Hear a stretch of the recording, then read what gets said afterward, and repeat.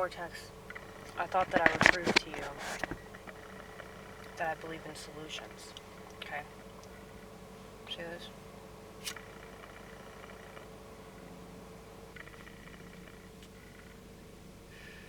Now I know that this isn't an actual cigarette.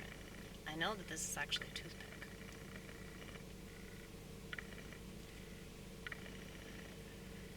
But it feels like a cigarette in my mind.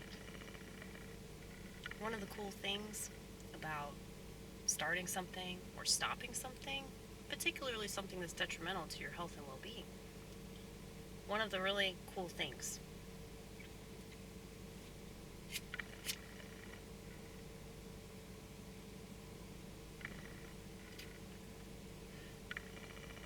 when you do it my way, you'll actually succeed.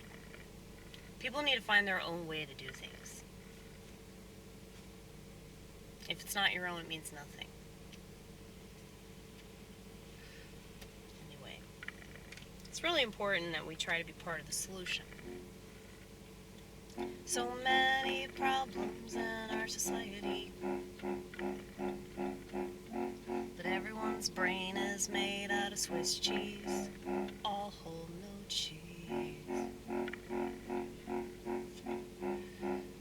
You could thank Steve Jobs for that, but he's burning in hell. You should tell his family that if you run into them on the street.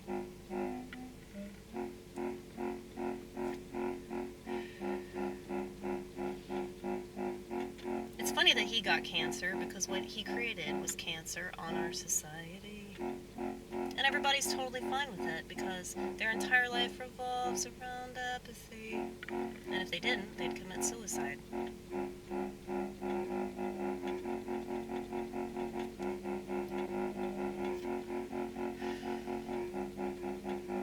And yes, I'm really harsh because see what's happening. If you can't handle this, I'm assuming that you're gonna split, so I hope you're enjoying the other lame-ass content that you're watching instead of me. Because people are allergic to thinking, because thinking makes you feel like crap.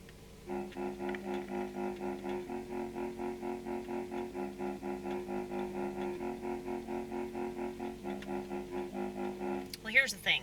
I've said this before. I started the last video talking about weed, and then I got sidetracked because I saw a car that looked like my former car, and I had to start talking about that shit. I'm sorry, y'all. I'm sorry that we're all over the place, but I've always been all over the place. When I discovered cannabis, it was such a godsend because I realized that I didn't have to kill myself. Okay? And what's funny is that a lot of people that use weed, don't really do anything with their lives. That's the biggest issue with it. So, I was talking about how people that use drugs, specifically cannabis, they have potential. There's potential with that plant. There's potential to learn, there's potential to grow, there's potential to do stuff, make stuff. But, unfortunately, much like everything else in society that has potential, the smartphone has potential, the internet has potential, social networks even, as demonic as they are, they have potential as well. And yet most of the people that use this stuff don't know how to use this stuff, and they just self-destruct. And they're totally apathetic about their self-destruction, so whether it's an actual drug that you smoke, inject, snort, drink, breathe in, whatever the fuck, or it's a drug that you stare at, it's a drug that you are obsessed with for various reasons. Psychological, it's all psychological. Eventually it'll turn physical. Eventually you'll have a physical dependency. And that's really, really scary. And that's precisely why the Zoomer generation and Generation Alpha, they're completely fucked. And I mean, I see the Boomer generation, I see Gen X, Millennials. Millennials are the absolute worst. They're all just fucking duped, dude. They're completely duped.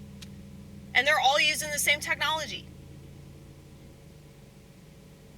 So, we can either acknowledge that technology is a problem and actually work to try to address that problem, Or we can just keep denying it, which is what a lot of addicts do, okay?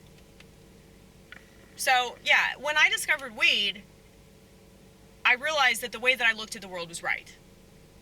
Okay? The reason I still continue to use it is because I'm just too pissed off. So anybody that tells me, well, you don't need it, whatever the fuck, I could kill a lot of people, motherfucker.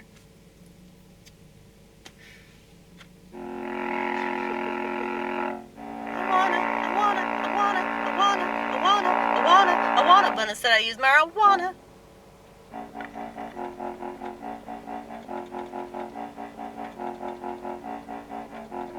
Willie Nelson said the same shit.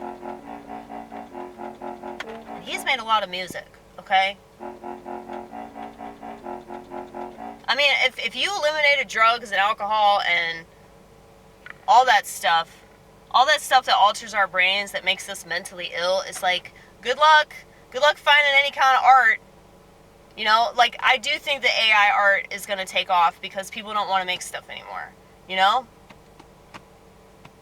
But when it comes to drug use, religion, music, art, it's all, like, coming from the same place. And, like, you don't have to, like, be on drugs to make music. You don't have to believe in God. You know, there are plenty of people that make music that don't believe in God. I'm obviously not one of them. But, you know, it's like, this stuff is all coming from that same need, you know? Like, we need to create. And to me, because I believe in the creator who made things, okay, that I feel in touch with him, I feel close to him when I make things, when I utilize my potential. And marijuana helped me to understand that within myself, especially in relation to the world. So the world would tell me that I'm wrong. The world would tell me that I'm stupid. The world would tell me that I have things completely out of whack. And yet, I know that women should have never been given rights, okay? I know that. I know that screens are really bad for everybody, not just children. I know that children are supposed to be breastfed with mommy's titty milk, okay? Not this baby formula crap. I know that. I know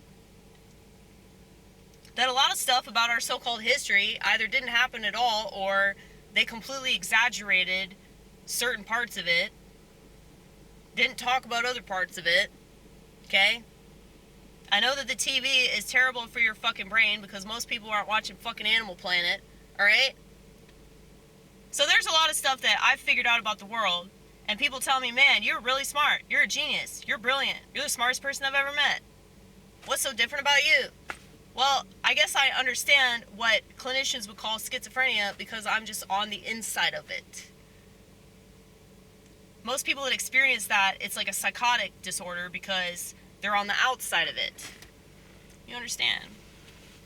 I have a theory that all types of mental illness have a more internalized version of them. And there's no better example than borderline personality disorder, and I studied that for a long time. So you have the classic borderline, and then you have the quiet borderline. This is also true of narcissism. You have overt narcissism and covert narcissism. So there are people, like even sociopaths, and definitely psychopaths, that understand their condition. And they know that they're fucked up, and they know that they're wrong, and they know that they're immoral, they just don't give a fuck. So, like, what I was talking about earlier with, like, the cognitive empathy, the cognitive awareness that, okay, this is something that society thinks is good. This is something that I'm supposed to have. You know, as a woman, like, I know I'm supposed to have babies. I know that I'm supposed to be a wife. I know that I'm supposed to shut my mouth. But I'm mentally ill. And because I'm not ripping out my offspring and encouraging reckless sexual behavior and women to be CEOs and other crap that does not make them happy, because of that, I'm just an anomaly. That's what I am. So this is what I do. I do this YouTube thing, not trying to encourage behavior or discourage behavior. I just want people to figure themselves out. You're not going to do that if you stay addicted to your phone.